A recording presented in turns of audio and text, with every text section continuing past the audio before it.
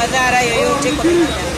Uvumi uliotokea ni mkubwa sana kwamba watu zaidi ya 200, wengine 50, lakini mimi kamanda wa polisi mkoa wa Geita na wathibitishia Watanzania kwamba mgodi huu ni kweli maduara manne yalititia, lakini hadi muda huu, baada ya taarifa zinazotembea mitandaoni ikisema kwamba zaidi ya watu 200 wamefukiwa katika mgodi wa Msasa uliopo huko Runzewe, jeshi la polisi limetoa tamko na kusema kama hivi.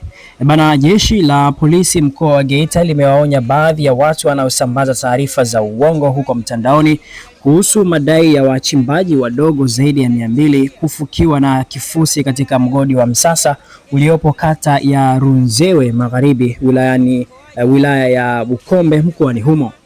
Akizungumza na waandishi wa habari katika mgodi huo, kamanda wa jeshi la polisi Geita Saspeter Mafia Jongo amesema hadi sasa shughuli ya uokoaji zimefikia 97%, ambapo amesema katika eneo hilo limepatikana jenereta ambalo lilikuwa juu ya kifusi, jambo lililoashiria kuwa hakuna binadamu aliyefukiwa wala kuathirika. Saspeter Jongo amebainisha kuwa ni kweli kulikuwa na matukio ya udondokaji wa udongo katika maeneo manne, lakini wamewahakikishia wananchi kuwa hakuna madhara yoyote yaliyotokea kwa watu. Aidha, Saspeter Jongo ametoa rai kwa jamii kuacha kusambaza taarifa za uzushi hasa pale changamoto zinapotokea na kuwataka wote waliotoa taarifa hizo kuziondoa mara moja kabla hatua za kisheria kuchukuliwa dhidi yao. Moja kwa moja twende tutazame undani wa tukio hili. Hii ni Muhenga Media, usisahau kusubscribe. Karibu sana. Kamishna msaidizi mwandamizi Safia Jongo, kamanda wa polisi mkoa wa Geita. Maeneo ya Msasa mgodi mkubwa ambao una wachimbaji wadogo. 29 mwezi wa 3 2026 majira ya saa 4 asubuhi, maduara manne, kwa lugha ya kichimbaji wanasema yalijiponji, yani yalititia. Baada ya maduara hayo kutitia, jeshi la polisi tukishirikiana na zimamoto na uokoaji pamoja na vyombo vingine vya usalama tulifanya juhudi pamoja na kikosi cha madini kuhakikisha kwamba maduara haya chanzo cha titia ni nini na kama kuna madhara yoyote kwa binadamu. Kwa ujumla wake, baada ya kufanya ufuatiliaji tumegundua kwamba maduara haya yalikuwa kwa siku ya leo hayafanyi kazi kwa sababu tayari yalishatiliwa mashaka. Kwa hiyo yalikuwa yako kwenye utaratibu ya kufanyiwa marekebisho.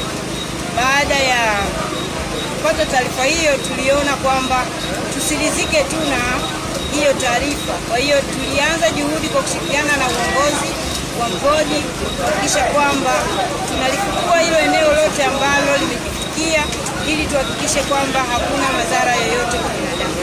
Mpaka sasa hivi tumefikia zaidi ya 97% ya ufukuaji wa eneo hili na tumeikuta jenereta ambayo ilikuwa juu ya haya maduara. Kwa maana hiyo tunajiridhisha kwamba hakuna madhara yoyote kwa binadamu.